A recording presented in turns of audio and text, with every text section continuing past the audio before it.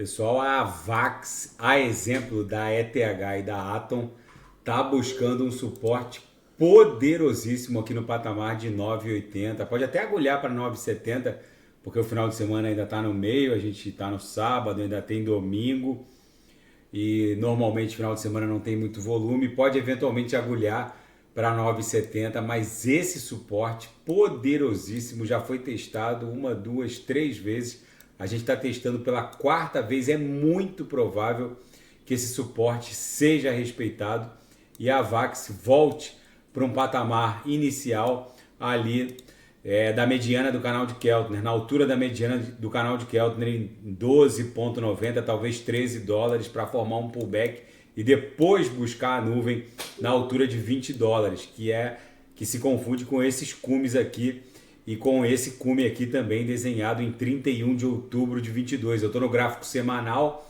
Na projeção, a nebulosidade avermelhada perdeu muita espessura, o que denota que os compradores talvez estejam tentando retomar o controle da Avax. O ímpeto vendedor aqui claramente já está se esgotando. A gente desenhou 1, 2, 3, 4, 5, 6 candles vendedores aqui no semanal. O RSI estocástico está no zero.